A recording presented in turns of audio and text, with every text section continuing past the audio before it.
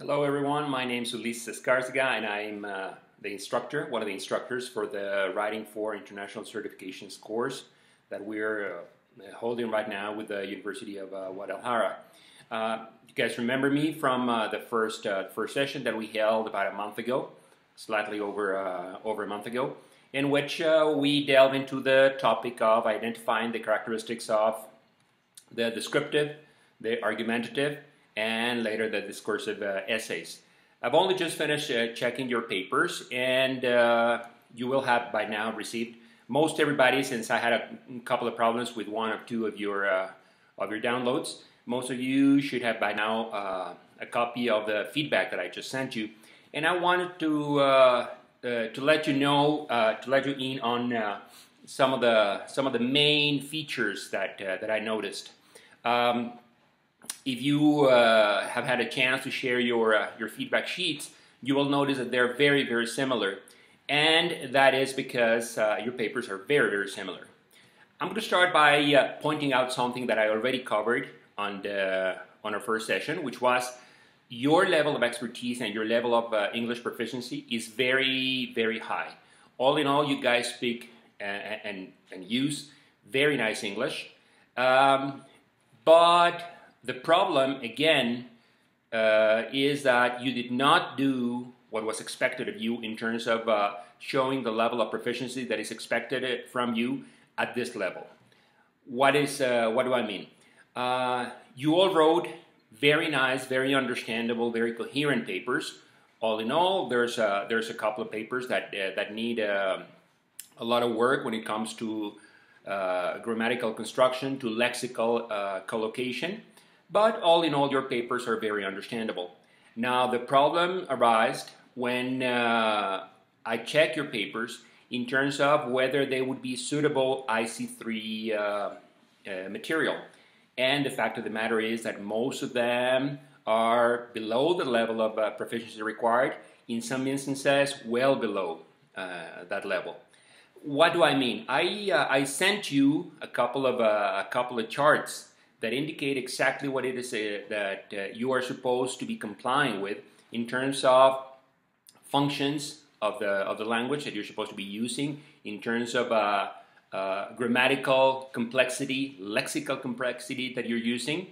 What I'm saying is that the papers that you guys presented, all in all, basically reflect the level that would be expected from somebody at ISE-I.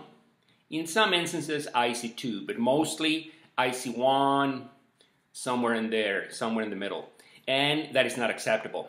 If, again, this was just a first exercise, it was a first attempt for us to get into the topic of actually constructing the kinds of materials that you would be expected to produce.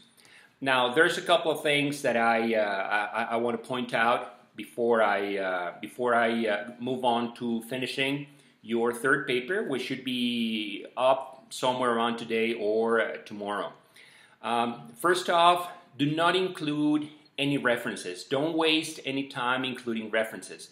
What I meant when I was with you last month was that in the reading into writing kind of papers, you're supposed to use references by means of pointing out where you got the information.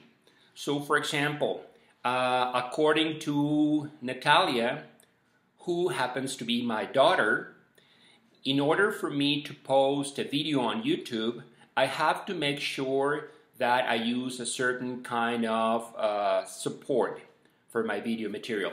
That is a reference. That is exactly what is expected of you. But the actual citations that many of you included in your paper, well, in this case, there's no harm done, but I would strongly suggest that you simply forget about that. You will not be asked to do that kind of correction. But you do have to point out to structure in the reading into writing papers the source of your material. Secondly, you have to go through the level of linguistic expectations that I included in all your feedback sheets, and review that material and rewrite okay, any further papers. I'm not talking about the papers that you guys received, but any further papers based on that. You have to be able to use it. Let me put it this way. If you guys continue to present papers like the ones you submitted to me, we're bound to fail again. And that's exactly what we're trying to avoid. Again, remember, I am not saying that your level of proficiency is low. It is by far the opposite. You guys speak very nice English, but we have to make do with what we have. And that is to say, if your level of proficiency is good, now all you have to do is just go through for example, the grammatical content and make sure that your papers are constructed in that way. Next one. There's a couple of papers there. I highlighted in yellow areas in which you guys have to work out your material. Now, since you guys send me typewritten papers, that is to say, I am inclined to think that you wrote the papers by hand and then later transcribe your material and then send it to me. Many of the mistakes might have been typos. Okay, good enough.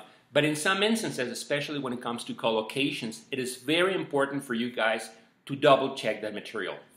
Read books, read magazines, copy collocations that you're going to find interesting, especially based on the list of functions that I included in your feedbacks.